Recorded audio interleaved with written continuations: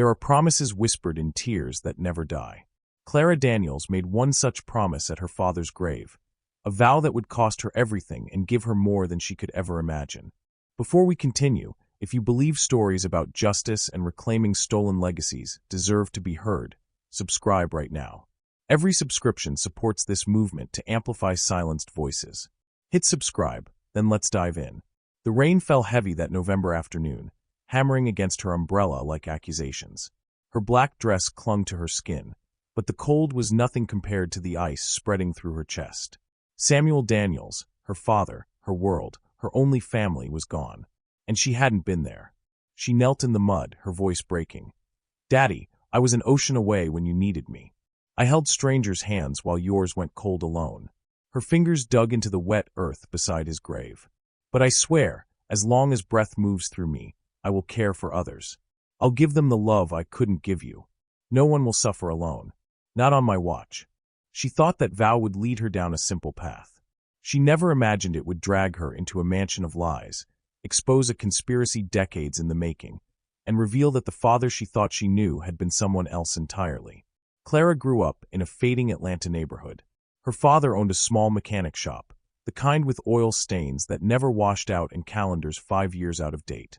His hands were scarred from engines and sharp metal, but when he held her, they were the gentlest things in the world. After Clara's mother died when she was 7, Samuel became everything. Father, mother, teacher, friend. "Baby girl," he'd say, wiping grease on his overalls, "the world's gonna weigh you by your shoes and your bank account. But don't you let it. You make them measure you by your kindness. That's the only wealth no thief can steal." He worked 14-hour days, but never missed her school plays. Clara thought she knew everything about him. She was wrong. When she earned a scholarship to study caregiving in London, Samuel's eyes shone with tears. "You go change the world, Clara Bear." But 3 months later, the calls started coming at strange hours. His voice grew weaker.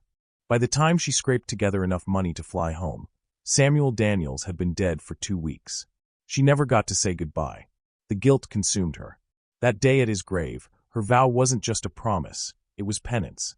Clara threw herself into caregiving with frightening intensity. Night shifts no one wanted. Difficult patients everyone avoided. Cases that broke other caregivers. In nursing homes, she held trembling hands of the forgotten. In hospices, she whispered comfort through final breaths. In private homes, she gave dignity to those the world had written off. She came home with aching feet and an empty bank account. Her apartment was a single room with a mattress on the floor. Her dinner was often cereal or toast. But she never broke her vow. To her, every patient was her father. Every hand she held was his hand. Every life she eased was her chance at redemption. The world overlooked Clara Daniels. They saw her plain clothes, her quiet demeanor, her dark skin, her lack of pedigree.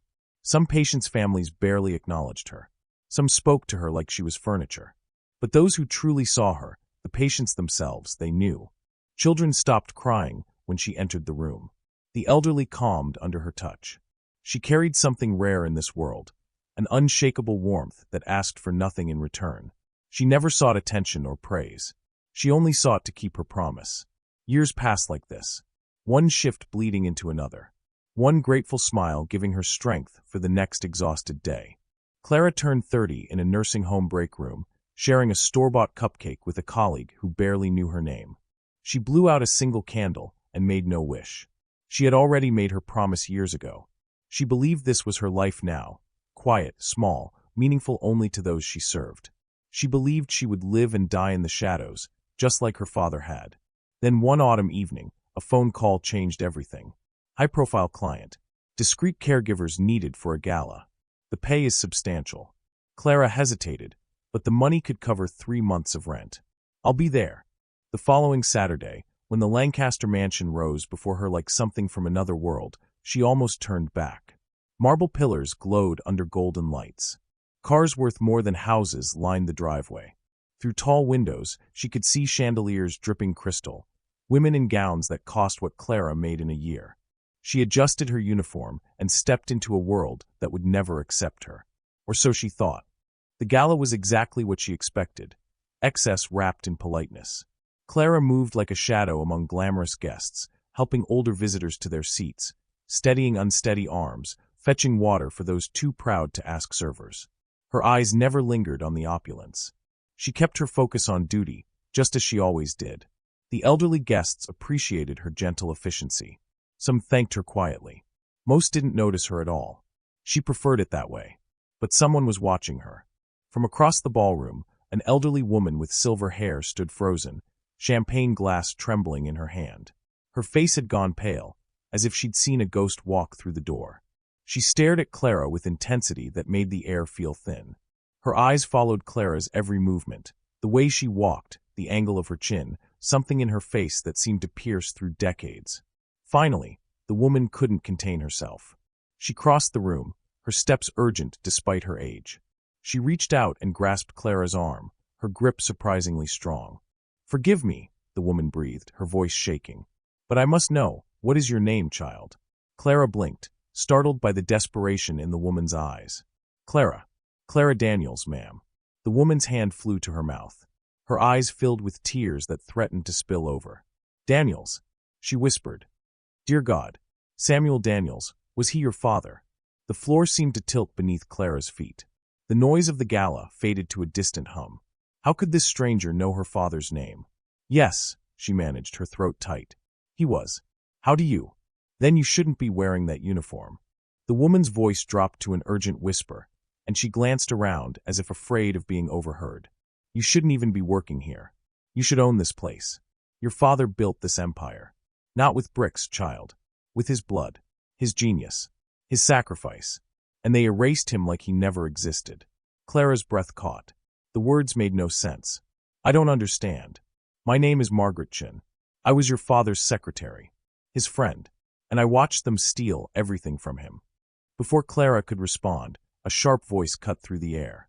A tall man in an expensive suit appeared beside them, his smile not reaching cold eyes.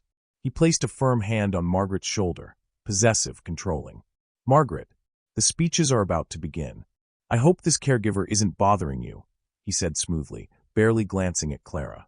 No, Margaret said quickly, but her eyes locked with Clara's, urgent and pleading.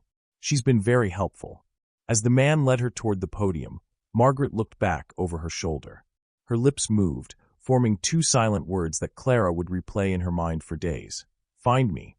Clara stood frozen in the glittering ballroom, surrounded by laughter and music and wealth beyond imagination.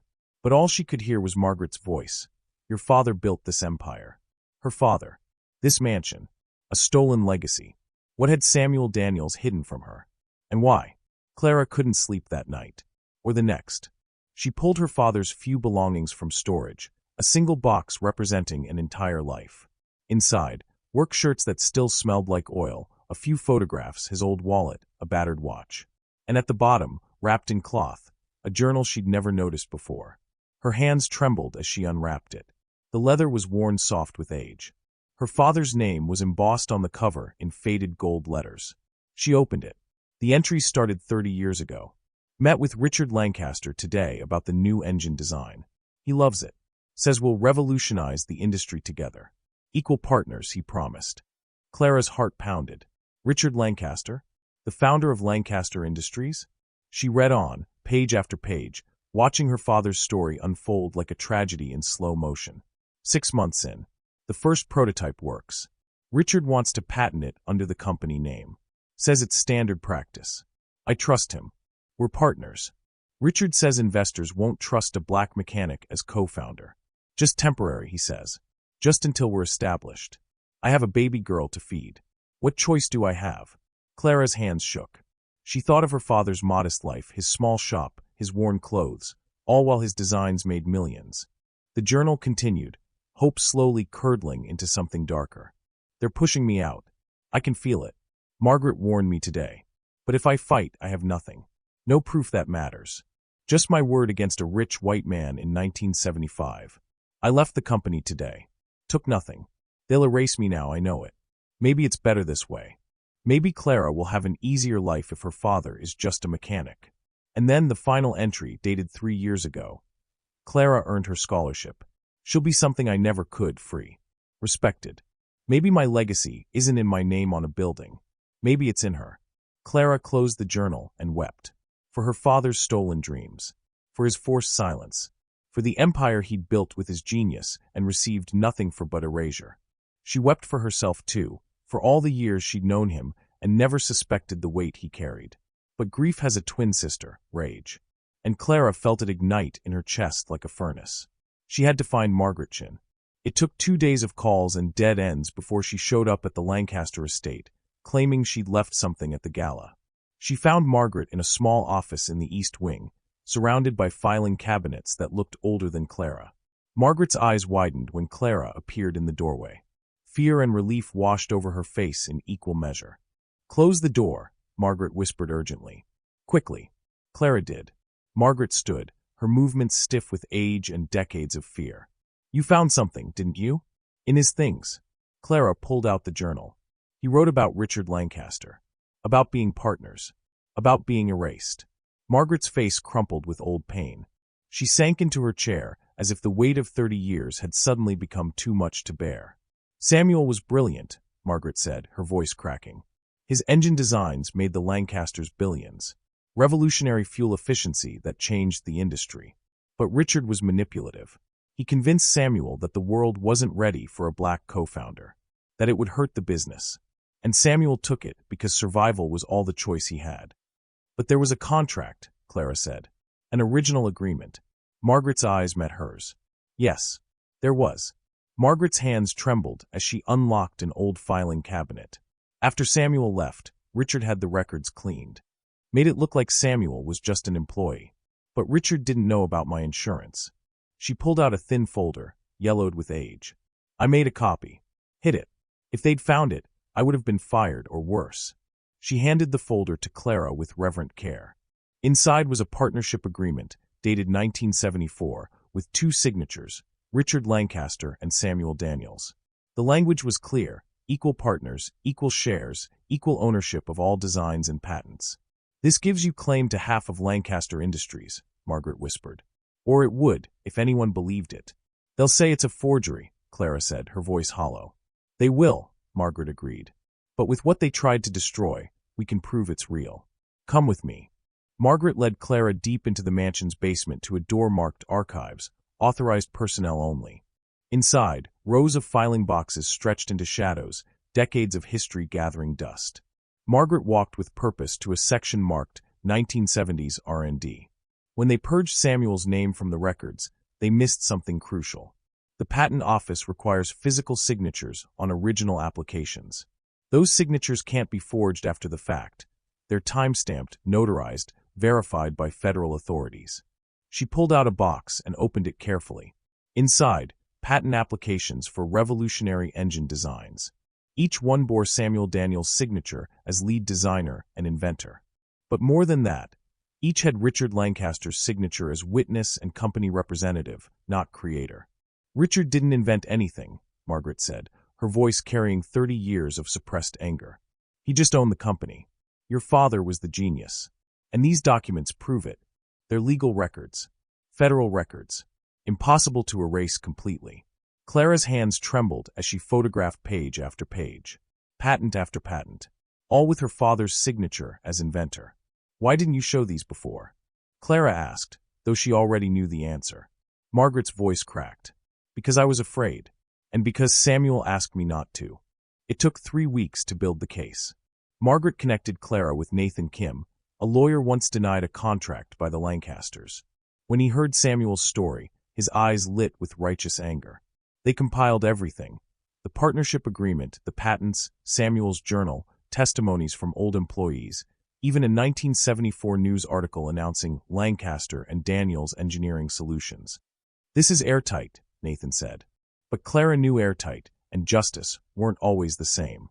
Clara requested a meeting with Thomas Lancaster. His assistant tried to dismiss her with contempt. "Tell him Clara Daniels is here about her father's partnership," Clara interrupted calmly. "And tell him I have lawyers, federal patent records, and a story the press would love about racial discrimination and corporate fraud." The meeting was granted within the hour. They arrived at Lancaster Industries headquarters on a gray Tuesday. Thomas Lancaster sat at the head of a marble conference table, looking amused rather than concerned, flanked by lawyers. He'd already decided she was nobody. Clara placed her folder on the table with deliberate care. Not claims, Mr. Lancaster. Facts. For 20 minutes, she laid out the case with surgical precision. The partnership agreement, the patents, the testimonies, the timeline of erasure. Thomas listened with practiced patience. When Clara finished, he smiled coldly. That's quite a story. Very compelling. Almost believable. But here's the problem. He slid a document across the table. That partnership agreement? It was dissolved. Legally. In 1976. Clara's blood went cold. It was a dissolution agreement with Samuel Daniels' signature at the bottom. Your father took a buyout, Thomas said. $200,000, a fortune in 1976. He chose money over partnership. The lawyers were already standing. But then Clara saw it. What year did your grandfather die? She asked suddenly. Thomas frowned. 1977. Why? This dissolution is dated March 1976, Clara said, her voice growing stronger. But my father's journal has entries all through 1976 and 1977. He never mentioned a buyout. He never mentioned $200,000. And we never had any money, Mr. Lancaster. She stood, leaning forward. We lived in a 2-room apartment. My father worked 14-hour days in a shop that barely kept the lights on. If he'd received $200,000, nearly $1 million today, where did it go? Why did we struggle? Why did he die with nothing? Silence fell over the conference room. Show me bank records, Clara demanded. Show me proof my father received that money. Show me anything that proves this dissolution happened while both men were alive. Nobody moved. Nobody spoke. Because there was no evidence. There had never been a buyout. Just a forged document to bury the truth. But times have changed, Mr. Lancaster, Clara continued, gathering her documents. And I have federal patent records with my father's signature as lead designer. I have testimony from your father's own secretary. I have employees willing to testify. And I have a story that will destroy your company's reputation. So here's what's going to happen. You're going to acknowledge my father's role. You're going to put his name back where it belongs. And you're going to establish a foundation in Samuel Daniels' name. Thomas's face went red. And if I refuse? Clara smiled. Then I'll see you in court. And in the press. Your choice. The lawsuit took 8 months. But the evidence was overwhelming. When forensic analysis dated the dissolution agreement to 1977, after Samuel had left, Thomas's defense collapsed. The settlement was historic. Clara was recognized as rightful heir to her father's partnership stake. But more than money, Clara demanded truth. A public acknowledgement. A formal apology. A permanent memorial. Thomas Lancaster resigned 3 months later. A plaque was installed in the Lancaster Industries lobby. This company was built on the innovations and genius of Samuel Daniels, 1945 to 2022, whose designs revolutionized the industry. He was erased from our history through discrimination and greed. Clara used her settlement to create the Samuel Daniels Foundation for Caregiving Excellence, funding training programs, scholarships, and free care centers in underserved neighborhoods. Every center bore her father's name. And Clara, she kept working, still in scrubs, still holding hands. My father worked until his body gave out because his hands knew no other way to love. I'm his daughter. This is how I love too. Samuel Daniels' hands built an empire. Clara Daniels' voice reclaimed it. Together, they proved that love, truth, and justice, though delayed, can never truly be denied.